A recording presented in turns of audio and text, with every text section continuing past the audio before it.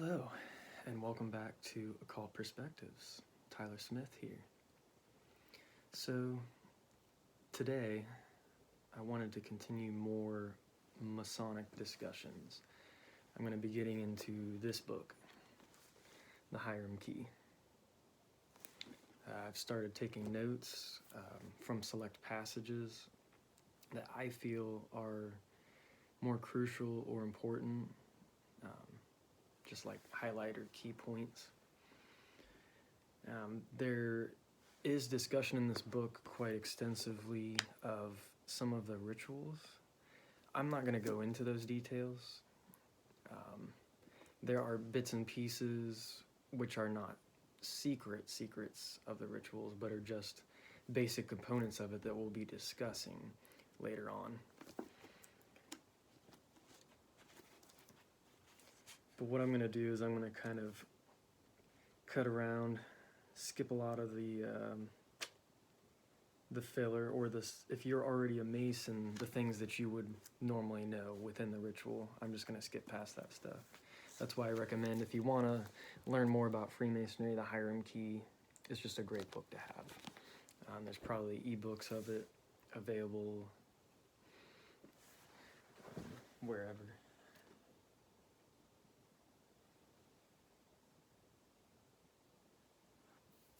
Oh, and in the last video, I forgot to introduce you to my new beta, Mars.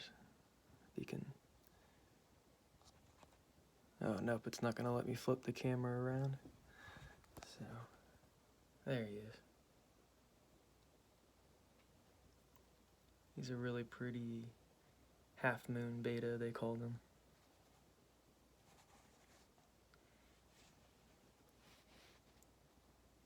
What's interesting, if you look at the very edge of his fins, there's so many rays on the edge. They say that these kind of betas can have over 32 rays, which 32, that's a super symbolic number if you think about it. I was contemplating that when I was reading this book the other day. If you're going to keep betas, this is kind of off topic, but I highly recommend this book, the Beta Bible. This is probably the most up-to-date and extensive book that I've ever seen on betas. But anyway, getting back to the Hiram Key. Alright.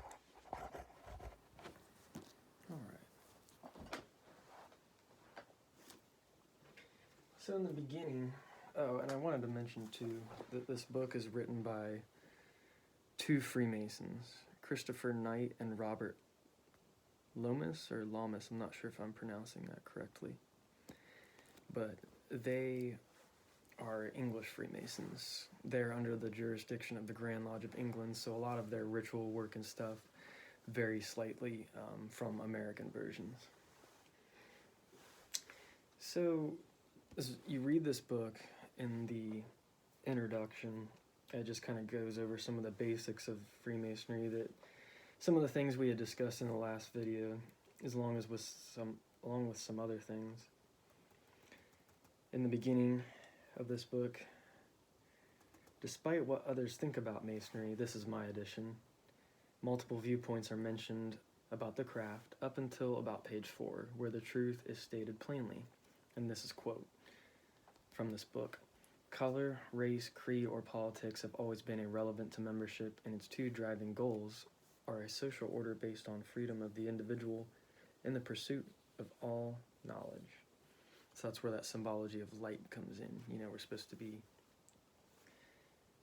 bringers of light or knowledge, learning that knowledge from source and spreading it throughout humanity so that we can manifest the heaven in the here and now. We can vibrate into that reality. As we go further on into the book, it says ritual details known to every Mason are described up to page 5, where an interesting point is mentioned. And if you know anything about how a candidate would be dressed when they're about to go into the lodge for any of the degrees, you can easily find this information. But this quote I thought was really interesting. We later learned that this mode of dress, the rough smock with the running noose about the neck, was exactly how a medieval heretic would have been treated by the Inquisition prior to making his confession. So basically, somebody who's been deemed a heretic, it's the same way they would be treated, you know, before they basically force a confession out of anyone who had, you know, opinions that were different from the church or whatever, you know, at the time. I believe the Inquisition, it was the Catholic Church that was responsible for that.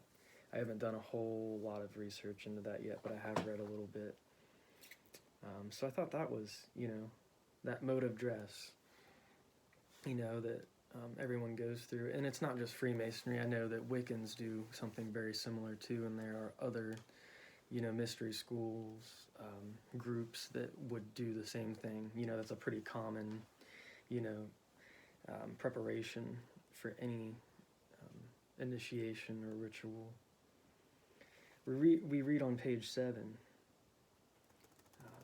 and this is referring to King Solomon's temple, and you can find the names of these pillars in the Bible if you read the Bible. The left-hand pillar, called Boaz, was named after Boaz, who was the great-grandfather of David, king of Israel. So Boaz was the great-grandfather of David, who we all know is Solomon's father. So that's an interesting fact that I don't know if a lot of Masons even know that. On page 8, some brothers may understand where this is coming from, particularly in the second degree. But these brother Masons write, new passwords, signs are revealed, including a hand-raised posture that claims to have originated when Joshua fought the battles of the Lord in the valley of Jehoshaphat. I'm not sure if I'm pronouncing that right, and prayed that the sun be stayed in its course until the overthrow of his enemies had been completed. So I thought that that was interesting. I don't know which verse of the Bible that's from. I don't know if they go into that here or not. No, but it was Joshua sometime during the battles. Yep, I'm not sure what book of the Bible that they discuss that, but that is, I thought that was an interesting fact.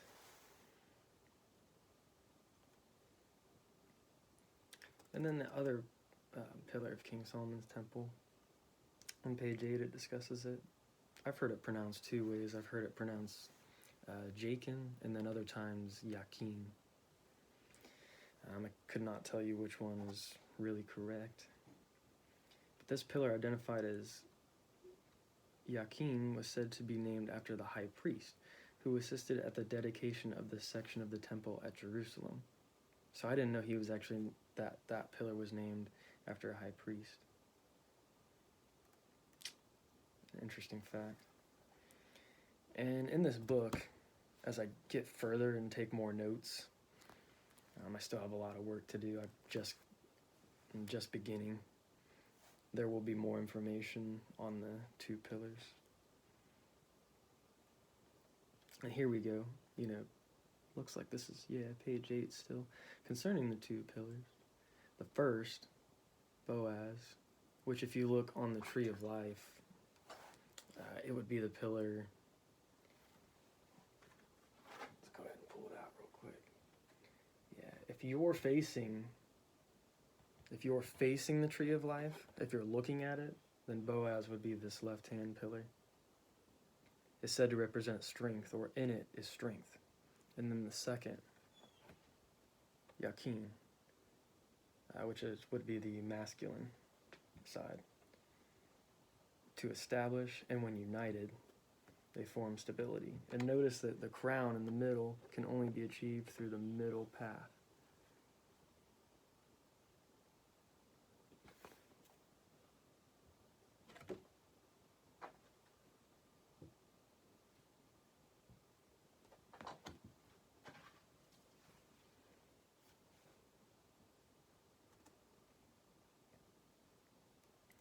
On page 9, they mention,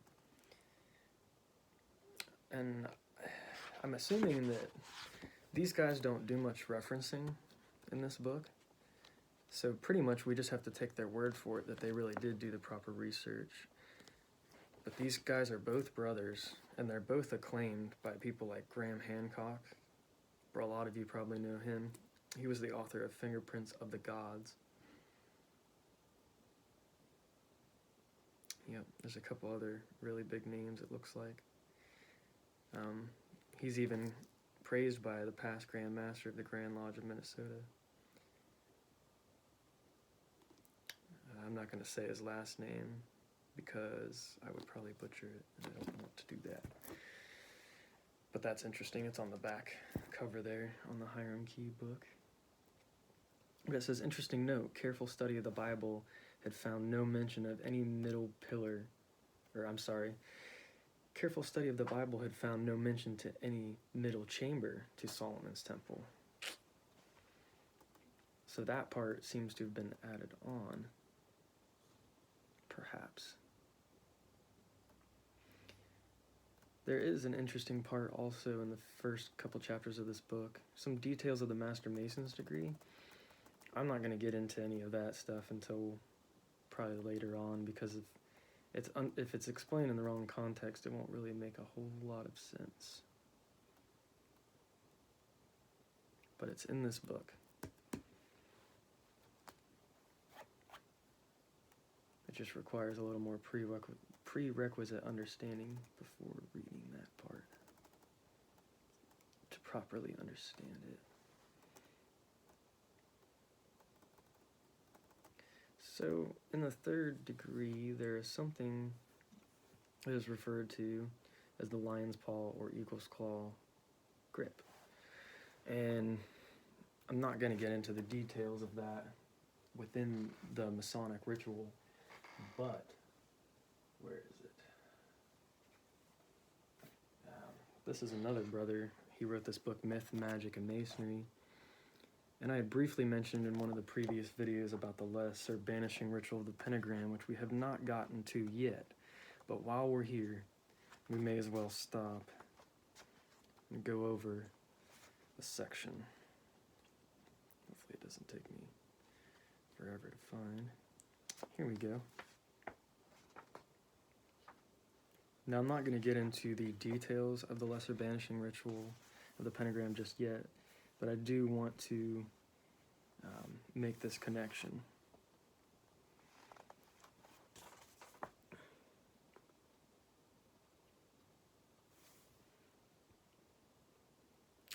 This is interesting in conjunction with the lesser banishing ritual of the pentagram, as well as the constellation of Leo and the presence of Archangel Michael and Gabriel in the invocation part of the lesser banishing ritual of the pentagram.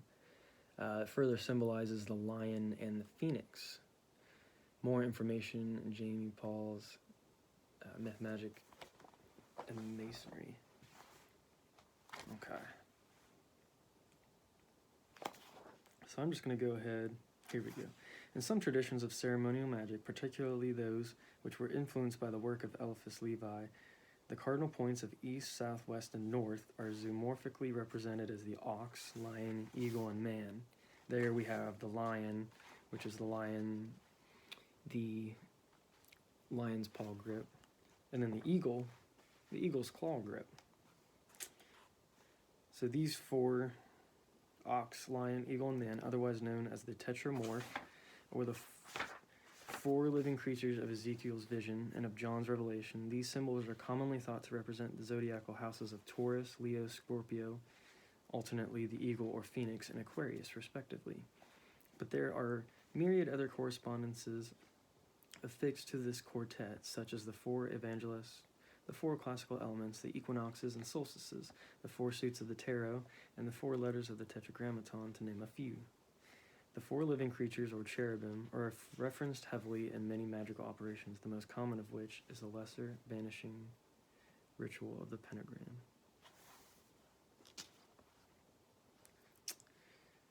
Lesser banishing ritual of the pentagram is an original ritual of the Hermetic Order of the Golden Dawn, and as such was composed by Freemasons who were also members of the Societas Rosicruciana in Anglia.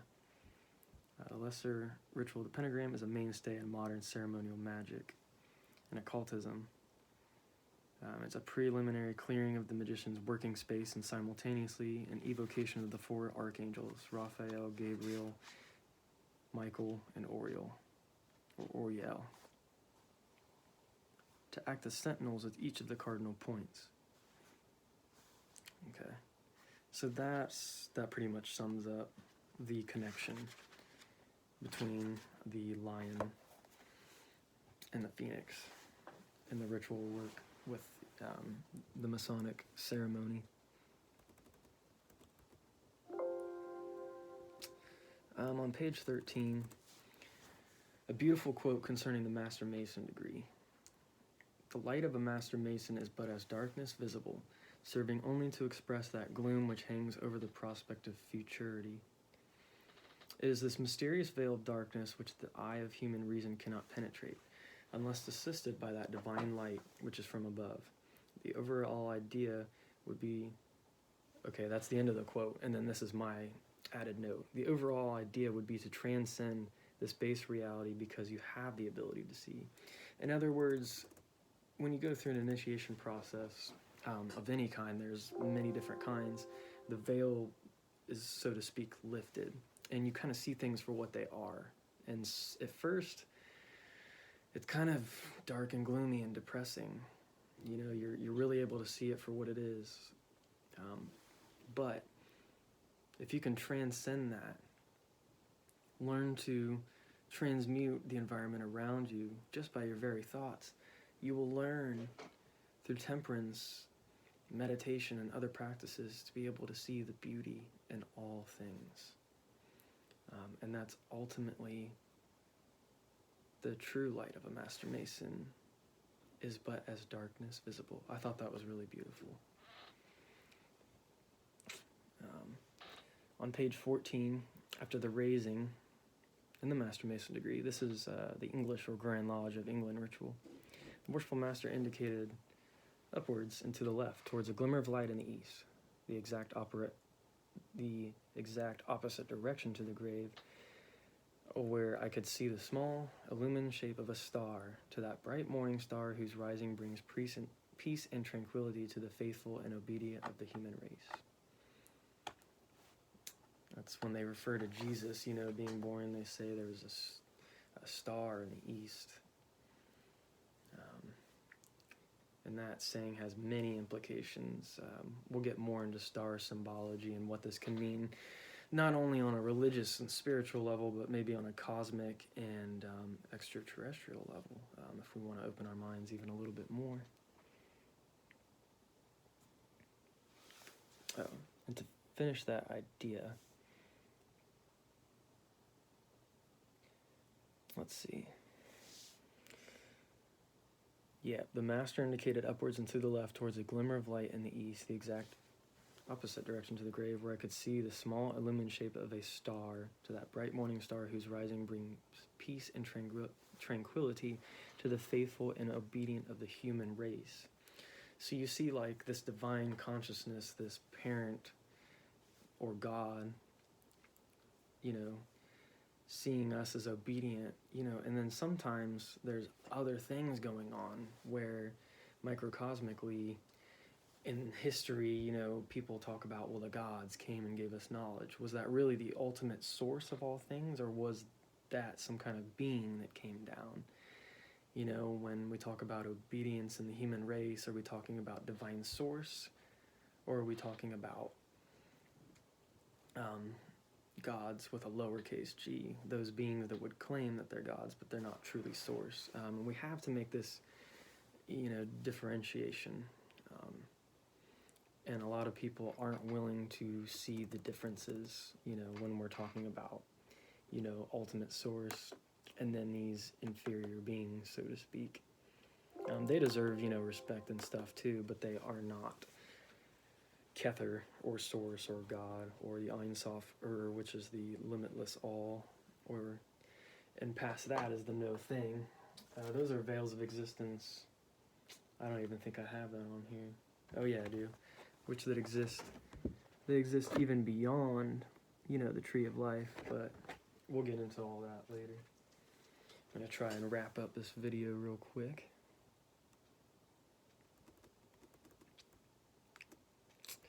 Something that was interesting on page 15.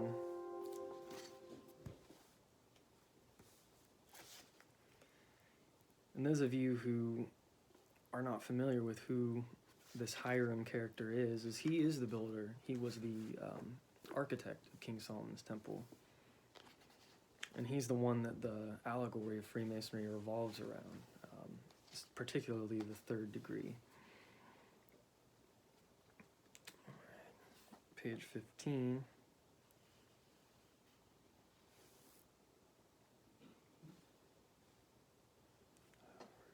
Okay. Our master, you know, they talk about the Sanctum Sanctorum, that was the Holy of Holies, and it was so holy and so sacred that even this Hiram character, who's the architect and who, you know, it's the allegory of the death and third degree. I don't want to get into too many details. For those who want to become Freemasons and learn more about this. I was going to say, if you want to go through Freemasonry as well in the degrees and you don't want to be completely, you want to be surprised, I guess, by the process, and you don't want to know anything, then don't read this book. But in this talk, I'm just trying not to ruin too many things. Our master was then reinterred as near to the Sanctum Sanctorum as the Israelitish law would permit, there in a grave from the center 3 feet east and 3 feet west, 3 feet between north and south, and 5 feet or more perpendicular. He could not be put in the Sanctum Sanctorum because nothing common or unclean was allowed to enter there, not even the high priest but once a year, nor until then after many washings and purifications against the great day of expiation for sins, for by the Israelitish law all flesh was deemed unclean. So anyway, I thought that was interesting, that, you know, it's, nothing can really, I think it's only the priests that can go in the Sanctum Sanctorum once a year or so, and he would do, you know, his ritual work in there, but he had to be completely clean and purified of sins and all that. You know, he had to, I'm sure, meditate and be in a certain state of consciousness to be able to perform those tasks. And that's a whole other subject in itself. And then finally, on page 17, a lot of Christians want to knock Freemasonry because they say, well, you're claiming the resurrection of a man other than Jesus. Well, not really. You know, once the main character in the third degree, you know, once he goes through that process, he's not resurrected. Hiram is not resurrected. It is important to note on page 17 that Hiram Abiff, you know, once he's killed, he remains dead. There was no return to life, nor indeed any suggestion of an afterlife existence. I put in parentheses here, the candidate is the living risen one. You know, that's the whole point of initiation, is to be born again in some way. When Christians go through baptism, they're being reborn again. And there's different versions of this. And the Freemason tradition's just another version of, in some kind of dramatic, you know, thematic way. Just like a baptism, you know, when you go to church, and there's hundreds and hundreds of different methods of this being done, but it's symbolic of the new life, you know, where the spark is being ignited, it's being initiated into action. This is a new beginning. So, and I also want to quote something really interesting here while I'm at it. When it comes to the character of Hiram, I found this in Liber 420, Cannabis, Magical Herbs, and the Occult. This is quite an interesting book, and it has many, many controversial subjects, but it sheds a lot of light on Christianity, Rosicrucianism, Freemasonry as a whole. You know, it's and the connection between humanity and different plants and psychoactive substances. That information is really coming to light right now. That's a whole other subject in and of itself, but that's not really what I wanted to get into at the moment. Page 699. Here we go. Interestingly, in certain Masonic and Bavarian Illuminati higher degrees, Hiram Abiff is revealed to be Jesus. In this regard, it should be noted that Abiff has also been equated with D. Malay in other versions of the rite. And this, for obvious reasons, if you're a Freemason, you'll understand the D. Malay connection. I'm not going to get into all that in this video, but if you know about Friday the 13th and where the whole origin of that stems from, then that will become pretty obvious to you. All right.